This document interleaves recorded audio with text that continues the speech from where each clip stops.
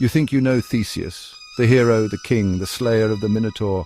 But before he ever set foot in the Labyrinth, before he became the great ruler of Athens, he had to earn his place, and he did that in the bloodiest way possible by taking on the most vicious criminals in Greece, thieves, murderers, torturers. Theseus didn't just defeat them, he made them suffer the same way they tortured others.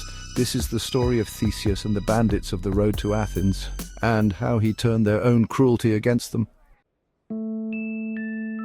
Let's set the stage. Theseus was born in Troezen, raised by his mother Aethra. But his father? That was a mystery.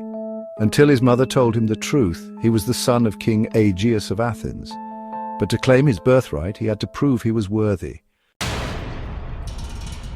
His first test, lifting a massive boulder to retrieve the sword and sandals his father had left for him, he did it.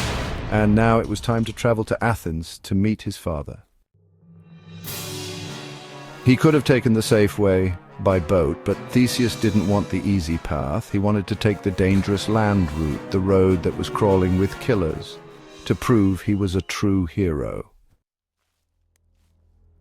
And so Theseus stepped onto the blood-soaked road to Athens, and into the hands of the most vile criminals Greece had ever seen. First up, Periphates the club-bearer. This guy wasn't just a bandit, he was a tank. He carried an iron club so heavy that no one else could even lift it. And what did he do with it? Simple. He caved in the skulls of travelers for fun. But Theseus, he didn't just charge in, he outsmarted him. Theseus pretended to admire the club. He asked if it was really solid iron or just hollow inside. Periphates, full of pride, handed it over to prove it was real. And just like that, Theseus crushed him with his own weapon.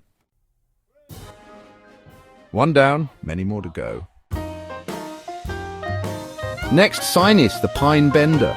This guy had a twisted hobby. He would bend two massive pine trees to the ground, tie travelers to them, and then let go. Snap! The trees would fling his victims apart, ripping them in two.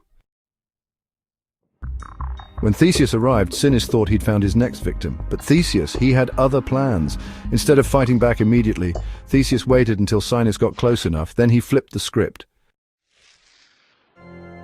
And when Theseus let go, Sinis met the same brutal fate as his own victims. Poetic justice. Next up, Siren. This guy wasn't just a thief, he was sadistic. He'd make travelers wash his feet, and while they were kneeling, he'd kick them off a cliff into the jaws of a monstrous sea turtle waiting below.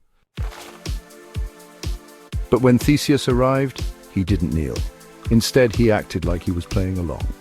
But the second Siren let his guard down, Theseus flipped him right over the edge. And just like that, Siren became the prey. Then came Cercyon, the wrestler. He didn't rob people, he challenged them to a fight, and when they lost, he'd crush them with his bare hands. But Theseus wasn't just strong, he was smart. Instead of relying on brute force, he used technique. He let Cercyon tire himself out, dodging every move, before finally breaking him. And finally, Procrustes, the most horrifying of them all. He invited travelers into his home, offered them a bed, but there was a catch. If they were too short, he'd stretch them until they fit.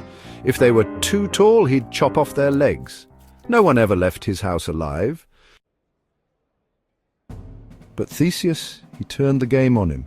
He overpowered Procrustes and strapped him to the bed, then chopped him down to size. By the time he reached Athens, Theseus wasn't just a prince, he was a legend. He had cleansed the road of its monsters, one brutal execution at a time. Was he a hero, or just as ruthless as the criminals he killed? You decide.